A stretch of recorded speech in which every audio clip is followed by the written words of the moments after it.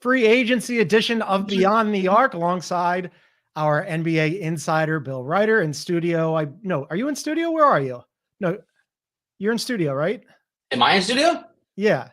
No, it's just a fancy place that I live. Yeah. Look nice. Yeah, and also where Ashley lives, Ashley Nicole Moss is here. I'm John Gonzalez. Hey, Ash. Big day. Later in the show, we'll discuss Klay leaving the Bay Area. Will LeBron take a discount to help the Lakers add pieces? James Harden is returning to the Clippers. There's a ton of stuff to get to today. But first, we're going to start with the major news. Paul George is on his way out of the Los Angeles Clippers. He's informed the Clippers that he is not returning. The Clippers issued a statement saying as much. They offered him 3 years for $150 million previously. Evidently not enough. And also the Orlando Magic signed KCP, which means, Bill, that it looks like, unless we're all missing something, that it's going to be PG to the Sixers, which is a little surprising on this. I thought that they might have dropped the ball, but it looks like they didn't. Yeah, I mean, you know what it looks like? It looks like they are the Sixers are the beneficiaries of the Clippers playing a game with Paul George they didn't understand and that they thought they were going to win. I try to piece this together as we go, but I've heard from several folks in and outside of the Clippers organization that they thought they were going to get PG back, and they thought that offering a little bit less, not the 4-year max. They offered obviously a 3-year deal in line with what Kawhi Leonard was offered recently.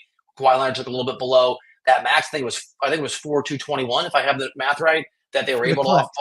Yeah, for the Clips. And the Clippers thought that Paul George, no disrespect to your hometown, John, would want to live in Philadelphia. They didn't think he'd want to go to Orlando. They didn't think he'd want to go to the East Coast. Is it the Me Show? We're all here. It's the Me Show.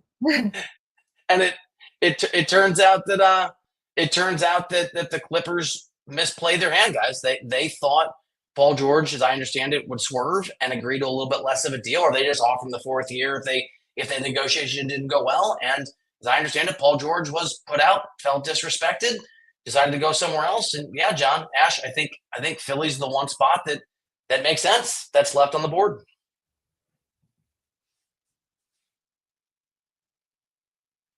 I'm not hearing Ash, unfortunately. Yeah, we're not. You guys not hearing me? Up there we go.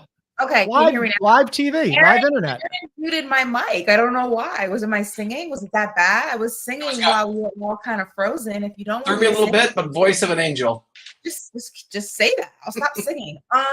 Listen, it's pleasantly surprising. I think obviously it's bittersweet. I think that Paul George, there was a lot of reports out there that said, although Philly would be the better fit for him in terms of winning and going to a team that has a real chance of going deep into the playoffs, he's an LA guy, or Los Angeles area guy, I should say. And people were, unaware of the fact of whether or not he was actually going to be interested in leaving. So the fact that the money that he could have gotten from the Clippers was not enough to keep him in LA just goes to show that when he said he wanted to win, that was very much true. And I think that we'll talk about this with other players, because I think this applies to a bunch of other guys. Sometimes the disrespect supersedes whatever the team can offer. And I think Paul George reached a point of no return when it comes to the disrespect aspect. And I think when we talk about Klay Thompson and some other guys, that will be a lot of the same sentiments as well. I kind of take my leave on the disrespect component, just because Kawhi signed the deal that they offered to PG. So it would be the same money. Now, could they have offered him more? Yes, they could have offered him $9 million more than the Sixers are evidently offering over the same amount of years. But I mean, I guess that amounts to disrespect that he didn't get the extra year. One thing though, it's weird. I mean, I'm sorry, I'm with it, because it is fairly inexplicable, and it's amazing what people find disrespectful, because the Clippers' job is to try to. They are hamstrung, and they just had to overpay James Harden. They had to pay James Harden the ridiculous salary they did. Not just pay him, but he has a player option for the 2nd year, so he has the perfect deal. And so the Clippers, look, there's no right or wrong. Everybody gets to figure out their own situation. The Clippers just missed. So someone told me that they thought Paul George was super thin-skinned in this situation, and somebody else thought that he was really disrespected. And my thought was, talking to two different people with two different views of the same thing, is distinction without a difference. The Clippers have to know their guy well enough to know that whether it was thin-skinned or not, this was going to be his reaction. It's a bad moment for LA. I actually think that this is a smart move for the Clippers because they really they kind of dug in on this and said, look, if we sign you to the 4-year 221 that you want, we're going to be hard capped at that second apron and we're going to be nowhere fast. And they actually looked at this from a dispassionate. I had said previously to both of you on this show that I thought that the Clippers should detonate this thing, but the reason they're not going to is they just re-signed Kawhi and they've got the new building next year and they got to put some fans in there. And so of course they're going to try to bring back PG. But if you were looking at it like from a completely academic standpoint, this thing doesn't work. They've tried the experiment. But I don't think they're not going to win, John. I mean, it's a great point. Yeah. But I think they kind of lucked out here, and it works out better for PG anyway and the Sixers because they go and get them. Ashley, I saw you mention this on HQ earlier, and I appreciated it, but I also found it kind of funny because you said that if PG goes to the Sixers, that represents his best chance to win, and the Sixers haven't won anything in so very long. No. Well, I mean, because if you think about the state of the Western Conference, him going to the Warriors would be, and I love the Warriors, so this is no disrespect, but I think that the Warriors, as we know it, are on the way down. They're not on the way up. And I think they're going to look drastically different. I think Steph Curry is playing some of the best basketball of his career, but I do think that that team is going to go through a little bit of shift in a Western Conference that is so competitive. And as we saw last year, is getting younger. And those young teams now have a whole postseason of experience, a whole NBA season of experience under their belt. When you talk about the Eastern Conference, although the conference as a whole has gotten better, I do think the discrepancy from the teams that can really compete and the teams that can't is a lot larger than you have in the Western Conference. I think obviously health is a big factor. So let's just say in a perfect world, everyone's healthy and there's no issues. It's the Bucks, the Knicks, the Celtics, and the Clippers that are your top 4. Everyone else would fill in the remaining spots. And then between those remaining spots, there's real teams that you got to think of. I think you could put the Cavs in that conversation. You always have to put the Heat in the conversation. And then and I think I said the Cavs, but then it starts to drop off. So while the 76ers haven't won, when Joel Embiid is healthy, he's one of the best players in the NBA. And that automatically gives you a chance to win. Again, health permitted, but you can't ignore what Joel Embiid is when he's healthy. I don't know that that you need a big 3 anymore, but is there if they're all healthy, which is as Ash said, you're right. Is there a better big 3 in the NBA if they're all healthy than Paul George last year, Embiid, and what we think Tyrese Maxey is going to be as he continues to get even better? I mean, it's pretty good. It's pretty good. I mean, the guys that just won the championship are pretty good, and we'll see what the Mavs end up doing if they. Who's the third on that? I guess it doesn't matter because they've got like 5. The third on the Celtics? I'd say either Drew Holiday or Derek White or Kristaps Porzingis. Yeah, on any given night, it's just ridiculous. Right. I just wanted to mention for those of you watching on YouTube first, thank you for joining us. Also, you can ask us questions that we will potentially field later on. I'm sure that you guys all have great stuff to ask us, so we'll check in there. But if you go to the comments section at the top of the bar, you can see them. And we'll go and check in with you there. Bill, I wanted to ask you beyond, the big 3 that you were mentioning. It looks like other moves that the Sixers have made. They add Andre Drummond, 2 for $10 million. That might not seem like a big deal, but the Sixers have been forever in need of a backup big. And also, we should mention this because we mentioned it when the Bulls front office traded Alex Caruso for Josh Giddey and got no picks back. The Bulls front office could have traded Andre Drummond for 3 picks at the trade deadline and got exactly 0 for him. They continue to just step on rakes left and right. I don't know what they're doing, but it's not good there. No, it's real not. Bad.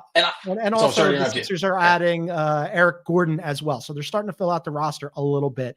We heard Ashley say that there's tiers to this thing. Where do you think as they start to fill out the rest of this roster that the Sixers I guess rank against the Knicks who are loaded and the Celtics who are loaded? By the way, nice pieces. I mean, Drummond's not just a reliable backup and a good dude. If Embiid is hurt, I hope he's not, or if they properly rest load manage him, it's not. He can eat minutes. I mean, Drummond can come in and he can give you some minutes. We don't know how the rest of the roster fills out. Gordon's a nice addition too. Yeah. So let's presume it's not a total disaster, John. And I think we all agree Daryl Morey, when he has stars, like pretty good at his job. I think it's Celtics 1A. I think it's Knicks 1B. I think there's a bit of a drop off. And for me, it is, again, with the asterisk here, it is Philadelphia at 3. And I would absolutely drop the Bucks below them at 4. I think they're not quite on the level of Boston and New York, but I think depending how they fill out and if those guys are healthy, I'd love to see Paul George and Joel Embiid and Tyrese Maxey with a team around them play a 7-game series against the Knicks or Boston. I think they'd be underdogs in that series, but I don't think they're out of it. I think it's a good basketball team. For me, it would be right now. Again, it could change, but I think that just in a vacuum, it would be the 76ers and the Bucks on the same tier. I don't think one's drastically better than the other.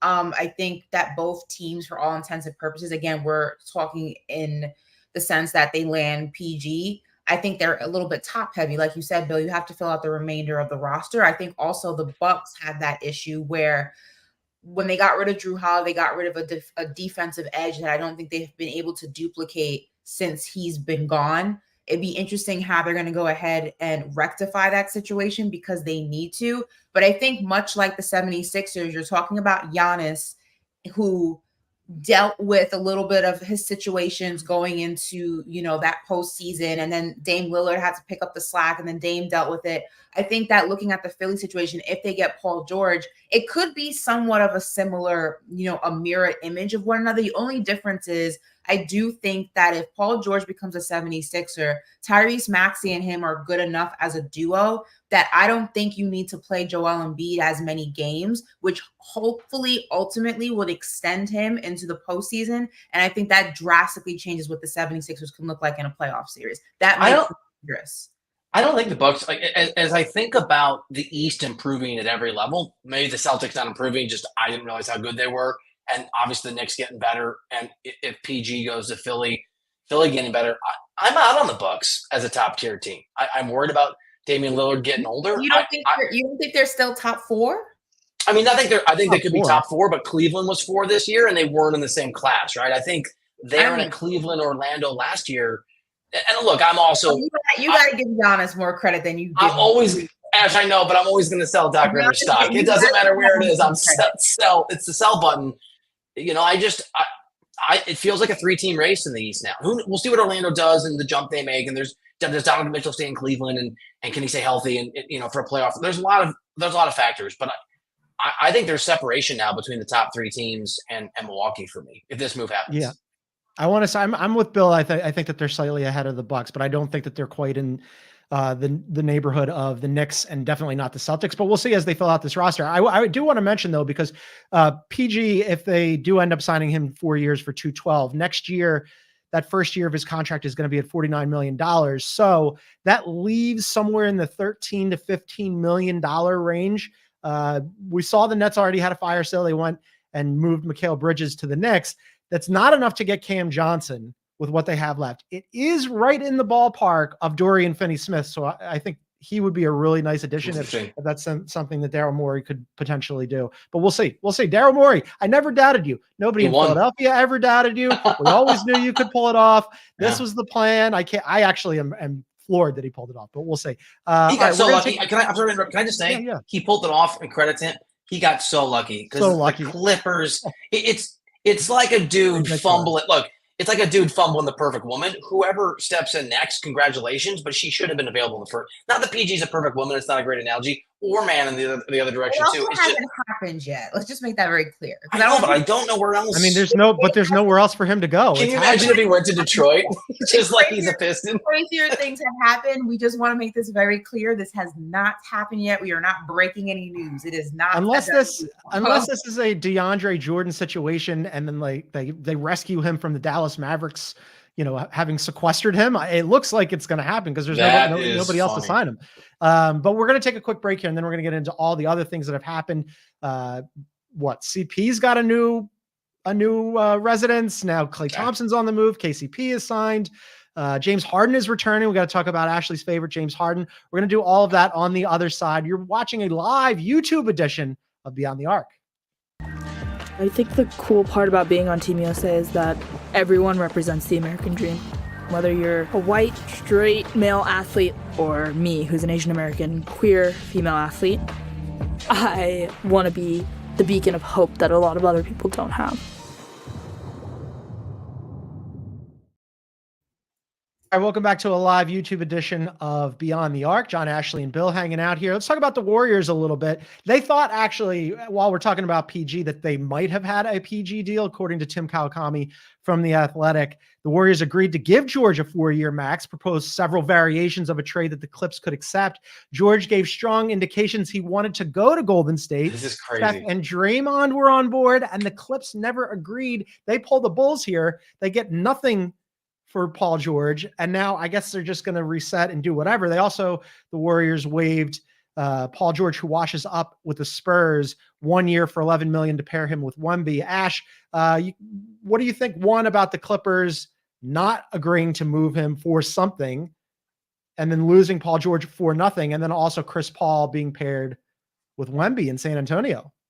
Okay, let me start with Wemby, San Antonio first. I think that for all the things we say about Chris Paul, and I know the jokes fly and, you know, whatnot of how close he's gotten to rings whenever sealed the deal, he is one of the greatest point guards we've ever seen. And I think that when you talk about Chris Paul, you talk about a veteran, and I know this is Bill's favorite player, but you talk about a player who's really, really good at his position, has mastered his position, and can be a huge asset to a player like Wemby. Wemby having his point guard, Wemby having somebody who can go ahead and allow him to flourish in the ways that make Wemby so just lethal and special is going to be absolutely nuts, if you ask me. I think that this is a great pairing. I think that the combination with this being a Greg Popovich team, I think is all of the makings for a really incredible year for Wemby as an individual. I'm not expecting the Spurs to go ahead and pull off anything miraculous when it comes to, you know, games won and their record overall and the playoffs and all that. I don't think they're there yet, but I think that this move is more about developing Wemby and making sure that he's on the path that he needs to be. And I think it is about the Spurs as a whole. I don't know if you agree, Bill. No, actually, I am not a card-carrying member. I just looked at my wallet of the Chris Paul fan club, but Not in there. it's not in there. I just looked, but I like the move for the Spurs, and they just drafted this Castle kid, so this is a mentor at that position, which is Or great. coach him up type of deal. Yeah, I mean, look, CP3 is a great leader in some situations and a problematic one in others, like a lot of strong personality. So I think it's a good fit, and it's Greg Popovich, right? It's going to go fine. The thing that struck me as super, and I agree with everything that Ashley just said. The other thing that struck me is really interesting. And I know that there's, I guess, moves to be made. This is also Chris Paul saying, I'm not going to get a ring. The goal for the Spurs this year is not to win 62 games in playoff series. It's to, at best, win 40 games and try to compete for the play and have the games feel like they matter and have that be part of Wemby's laddering up as a professional. And so to what you just said, Ash, I was thinking I think Karl Malone would be one for me, and maybe I'm missing guys. You're talking a top 2 or 3 player in the history of the game not to win an NBA championship. I mean, you are talking one of the greatest players of all time not to win a championship, who at an age where he can still contribute and could certainly, I know the Suns wanted him. I would imagine the Lakers wanted him. I don't know the Lakers are contenders, but you can kind of squint your eyes and see that as that. And the Suns think they are. The Spurs are not. And so the other takeaway for me is it feels like this is Chris Paul accepting that he's not going to win an NBA championship, which is crazy, right? Because to the point, when you look at Chris Paul's career and the stops that he has had, you think the Lob City Clippers, obviously you think the deal that David Stern vetoed of him going to the Lakers to join Kobe. Right. Think about him. What was it in Houston? You think about him with the Hornets at the time, now the Pelicans. You think about going to the Warriors, which although the Warriors, everyone was constantly having that conversation, is the window open? Is it cracked? Is it shut? You thought that was probably at this stage in Chris Paul's career, probably his best shot at getting close.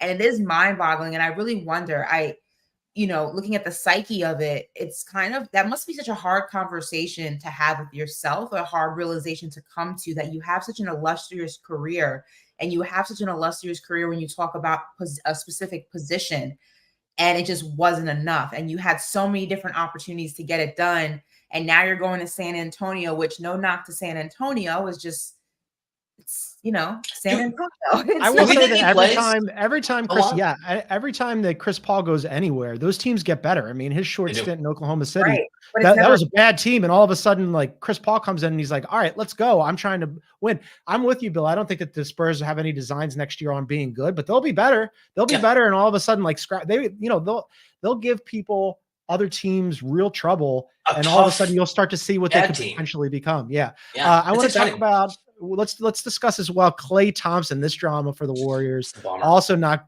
great. 34 years old, reports that he's moving on. We thought that this might happen, but now it definitely looks that way. Prior to the season, they offered him 2 for $50, which was half of what they offered Draymond Green in both years and money. And Klay was like, nope, not doing it. Now, all of a sudden, he plans to meet with the Mavs, the Lakers, the Sixers, and the Clippers. Mavs are the odds-on favorites, according to Vegas and the odds makers, followed by the Lakers, the Magic. That's probably out the door now that they got KCP, the Clippers, and the Nuggets. Nuggets are evidently interested in maybe grabbing Russell Westbrook, who re-signed, picked up his option with the Clippers. Looks like he's going to get shipped out. What fit do we like here? I think he'd be nice with the Mavs. I do too. I don't know, but the Lakers, mid-level, I don't know how they're pulling it off with the money. The non-taxpayer mid-level is what, 13 million? So that's, so he basically cost himself half the money. Like he's going to make half what he should have. I mean, Ash, I don't know where you come down. I think so. Go ahead. Sorry. No, I'm saying for the Mavs, the only thing that is making me iffy about the Mavericks is I think that at this stage in his career, Klay Thompson is a little bit unreliable. And I think that the Mavs need reliability. As we saw in that postseason in the finals against the Celtics, they're unreliable, that duo, enough on their own accord. I think that they need a reliable third piece when it comes to scoring. And at times, Klay's not always that, which is one of the reasons he came off the bench with Golden State towards the middle of the year, was because his shooting was taking a slump. And defensively, he's not anywhere near the player that he was. We're talking about a guy who was able at one point to guard 1 through 5, 1 through 4. He's not any of that. His lateral is not the same. Defensively, I think the Mavs need to get better. So while I think Klay Thompson on a good night is a huge asset for the Mavericks, I don't know if we get that version of Klay Thompson enough. I think he would be great on like an OKC, where it's like, they got exposed a little bit for not being as good as a shooting team as sometimes you thought that they were.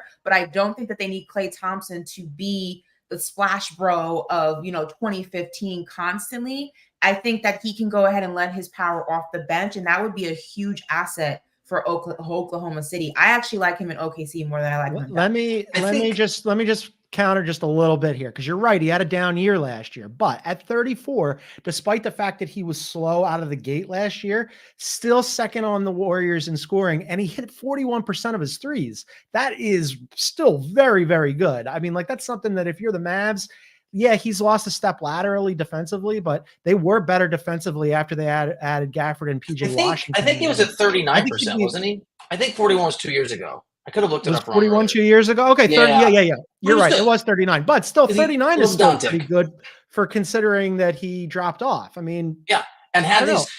I like the Mavs too. Post All-Star break. It was post All-Star break that he hit. 41. He had some moment. He doesn't need the ball in his hands, and he's such a chill dude that if you're gonna find someone who can bring some shooting and plug them in with the personalities and the all playing usage rate guys of Kyrie and Luka. I like Klay. The thing about Klay is I like him anywhere. And I think there might have been a burden in Golden State of having, to your point, of having to be the splash bro of yesterday. And maybe some of that gets alleviated. Like, you're the number 3. You're not the number 2. You don't have to worry about some guy, Chris Paul, coming in yapping at you or being jealous or frustrated with Draymond or watching this thing you helped build deteriorate while you're not. I know our producer Aaron is sad and loves Klay, and I love Klay too. Yeah. I wonder if maybe moving on and having a different role takes away some of the pressure and the need to defend this thing that he created. I love him in LA. I love him anywhere. Like, if I'm any of these teams, I want Klay Thompson. With Klay, though, it's very much what we were talking about, Paul George. Klay, I mean, if you let all the reports tell it, he feels disrespected by the Golden State Warriors. He's watched Draymond get paid. He's watched Jordan Poole get paid while Jordan Poole was still a Golden State Warrior. And, this is a guy who helped build the dynasty that we know of the Golden State Warriors. And now it's his time to get paid. And listen, the business is business. And you can understand why the Warriors would be apprehensive about paying Klay, because Steph Curry, again, is playing phenomenal basketball. He looks like he has no signs of slowing down anytime soon. And you want to go ahead and surround him with the best pieces possible. And Klay may just not be that fit anymore. But to Klay's side, you can understand why that disrespect was enough to sour him, where he's like, you know what? We're just going to forget it. Because they've been in these conversations, I feel like, for a while months now. It's not like a week. Going It's on for a very long time. Another great takeaway. Sorry, John. Another takeaway of this is we're going to do winners and losers later. I don't know if we will, but I know I have to later on HQ. Do you know who the biggest winner of this free agency is? Bob Myers. That he's doing television. And like, he saw this coming. And not just the practical basketball difficulties, but the emotional difficulties. Because I do think the Warriors made the right decision. I mean, they are in a difficult cap reality. And the fact that Bob Myers doesn't have to deal with this, we talked about this a year ago, not on the podcast because we weren't doing it yet, but on HQ, this Bob Myers leaving is the thing that sort of was the prescient moment of there are difficult, bad moments coming for the Warriors down the line. It's the smart move from the Warriors' perspective. I understand why they're doing it in the same way that I said, like, I think the Clippers are actually kind of dodging a bullet here in terms of their team building. But also, as Ashley was mentioning, if you're Klay Thompson, you're going to feel disrespected. The best case scenario, I'm with you, Bill. I would like him for any of these teams, but the best case scenario for us is if he decides to take less money to sign with the rival Lakers just out of spite. Spite is an awesome motivation. By the way, I would love that. His dad plays Yeah, and is also a broadcaster. And a broadcaster. So I was told, like, sort of more gossipy but like I was told by a few people that there was a sense that Klay might be open to a spite contract. We're gonna take a break, and then on the other side, we're gonna talk about that spite contract and how it might work out for the Los Angeles Lakers.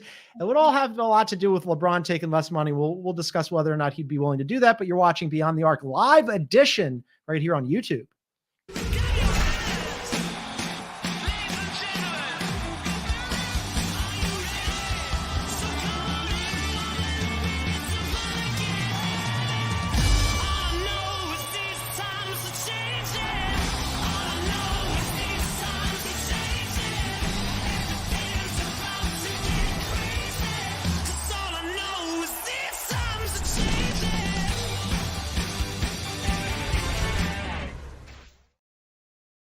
All right, welcome back to a live YouTube edition of Beyond the Arc. You can also find us wherever you get your favorite podcasts.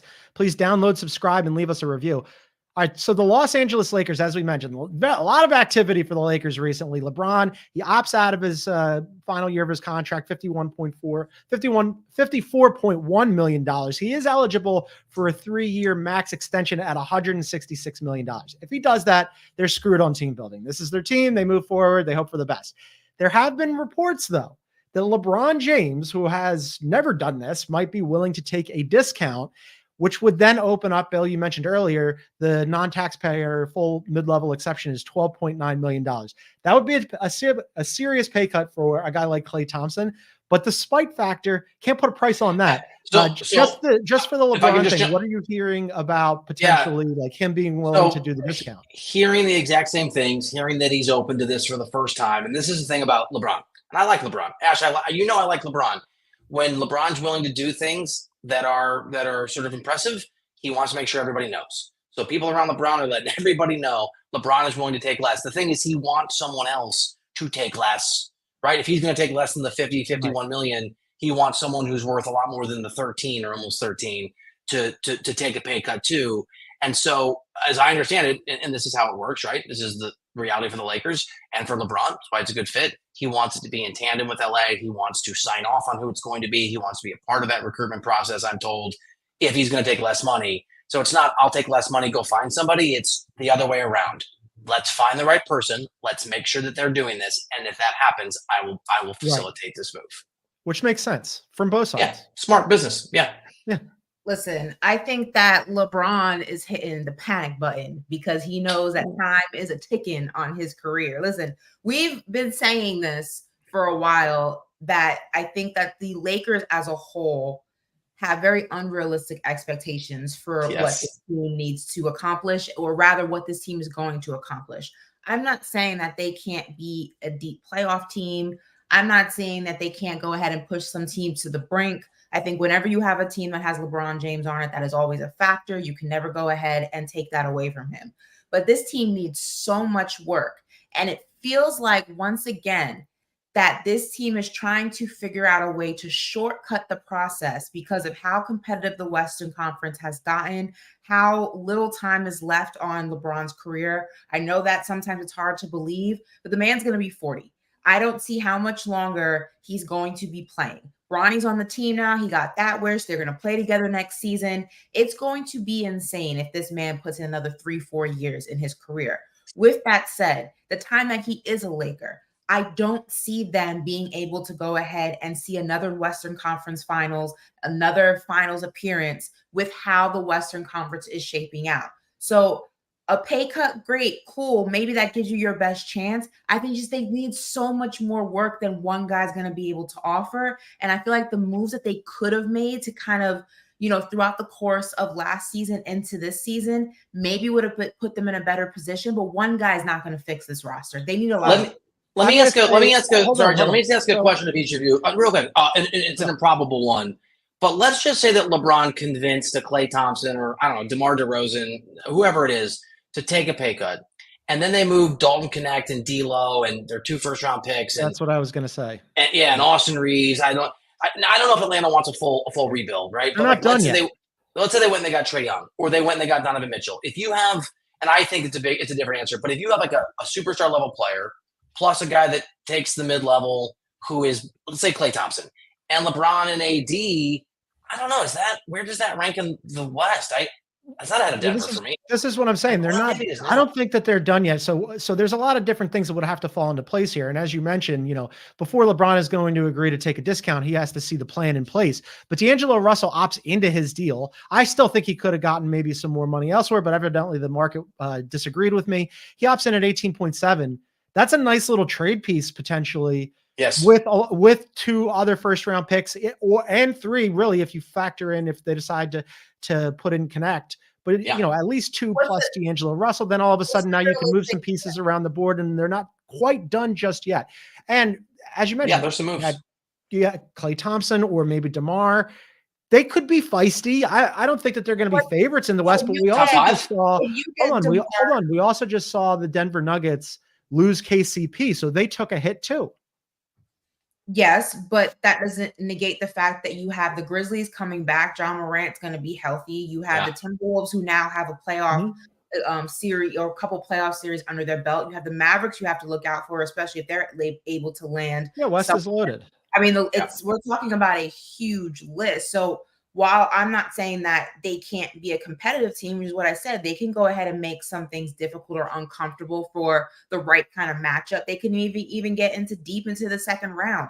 Realistically, though, what's the ceiling for the Lakers? It's not with how the West is shaping up and going to continue. And I didn't even mention OKC. I just don't see how any of these pieces are going to go ahead and ultimately help them obtain their goal, which I think is trying to win another chip while LeBron is still on the roster. I don't think that's going to happen. So I'm skeptical, but I'm a lot less skeptical. There's a lot of ifs, right? But if they let's just say Klay Thompson for the sake of like fitting somebody into this 12 point whatever $1 million, this $13 million MLE, and then they trade, I don't know how many superstars are available right now. I was thinking like Cleveland feels pretty confident they're going to have Donovan Mitchell sticking around, but and I'm not a big Trae Young guy, but whatever. You bring in a all-star level player, Anthony Davis, LeBron, Klay Thompson, Max Christie's back. I mean, I don't, Austin Reeves, if you don't have to move him or Connect, maybe you have one of those 2 guys. I'm intrigued in a way that I'm not right now about the Lakers. Intrigued is a good word to use. Less exciting, less intriguing. I think we should discuss the Denver Nuggets, who took a massive blow today by losing KCP to the Magic, who signs for 3 years and $66 million, including a player option. I think it's a perfect fit for them. They have an awesome defense. They needed 3-point shooting. He shot 40% from 3 last year. Big loss for the Nuggets because in the span of 2 years, they lose Bruce Brown and KCP. And last year, the Nuggets were 30th. There's only 30 teams in the NBA. They were dead last in 3-point attempts last season. And now you're looking at Christian Brown minutes, Peyton Watson minutes. Maybe they add Russell Westbrook. I know Calvin Booth said when he was asked about this that, hey, we're going to be okay if we lose KCP. I'm less convinced of that. They went from winning a championship 2 years ago to being the odds-on favorite last year and then not being able to pull it off to now all of a sudden being they're going to be real good because they got Joker, but I don't know they're going to be real good enough to get out of the West because of all the reasons Ashley mentioned. And by the way, I'm sorry, let's go. Sorry. No, just real quick. I mean, you have to think about it. Going into this season after winning the championship, their roster didn't improve. It's not like they made any monumental moves to go ahead and make their roster more lethal. And then they lost pieces. And now they just lost an additional piece that is a huge asset for them. They're kind of bones in Denver right now. I mean, obviously you still have Aaron Gordon, you still have your core, but even I think you got to, MPJ's got to go. I was just going to say, I think that's the big one. Michael Porter Jr. has showcased to not be a reliable option in that starting unit. Jamal Murray was a little bit up and down this season. Aaron Gordon, I'm a huge fan. I think he's phenomenal. You obviously have Jokic. He is what he is. But outside of that, you don't have that depth. And again, I don't know if the Denver Nuggets were ever the deepest team when they won the chip the first time, but they had a lot of assets that ultimately made it look like they were deeper than maybe that roster actually was because of how well those pieces performed. You had Jeff Green on that team. You had Bruce Brown on that team. You had KCP on that team. And now all those pieces are gone. I just don't know. If they're trying to, maybe they're just happy with the fact that they just won that one chip. They're not even trying to run it back. I think what's really interesting about Denver is the way that they're a looking glass into what the NBA wanted and has created through the CBA, because now every move in the margins matters. This is kind of in the weeds, and I can't explain how it's, I just know it's true. There was a world last year they could have kept Bruce Brown and maybe allowed KCP to go, and they made a decision.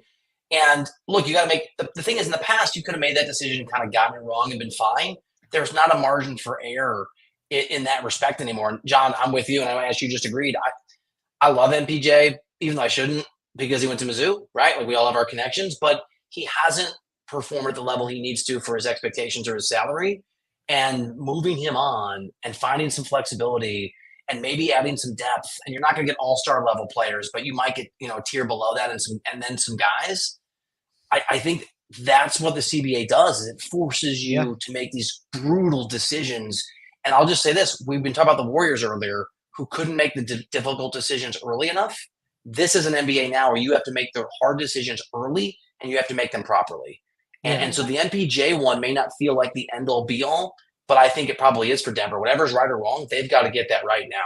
It's just the easiest piece to unplug, right? Because they're working on an extension for Jamal Murray, and Aaron Gordon's in the final year of his contract, and he does a lot of different things for them defensive. MPJ could maybe fetch you something, and then you could turn him into. Sam Quinn was talking about, our colleague at CBS Sports was talking about this earlier today, that like if you were trying to figure out a way to get cheaper and turn one guy into two or three guys, that's probably the person that you're going to unplug.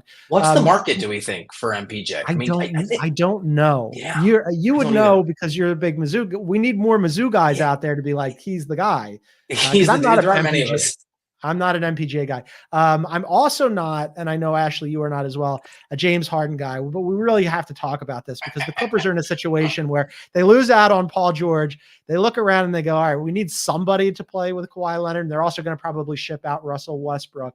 James Harden is that guy. Very quiet, not a lot of whispers or rumors leading up to this, but he quietly re-signs for 2 years and $70 million. That has a player option. He's going to be 35 in August. That's exactly when you look at the average annual salary, exactly what he was making last year, $35 million. There was a moment or two, a couple months there where James Harden played well and the Clippers looked good. If you're the Clippers, Ashley, is this the best you can do? You all right with this? I just want to go on the record and say I never believed James Harden. He never once fooled me. I know who he is. I know what he is. Okay. I didn't think there was going to be much of a market for James Harden if he did want to leave the Clippers. When I heard that report that apparently that was one of the players on LeBron's list that he'd be willing to take a pay cut, I was like, are you insane? You want to take a pay cut for James Harden who goes missing in the playoffs? Aren't you trying to win in LA? It is interesting, though, when you look at just the whole trajectory of the Clippers, right? Because if memory serves me correctly, didn't Kawhi basically tell the Clippers that the only way for him to sign to the team in the first place was for them to basically gamble their future to go get Paul George? And now Paul George is on his way out, and now the only remaining player is James Harden. I don't see how Kawhi and James Harden sell tickets for this bathroom mania arena that they're building in Inglewood.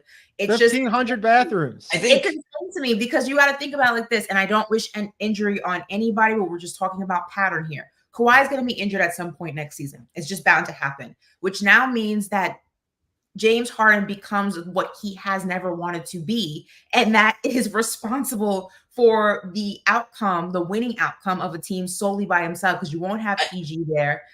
You're going to see basically what happened in Philly happen all over again for the Clippers. This is a disaster from so many different angles, but really from the business model of the Clippers wanting to put seats or people in the seats in this new arena. Is Kawhi and James Harden a big enough duo for that to happen when you have LeBron and Bronny in downtown LA? I don't think so.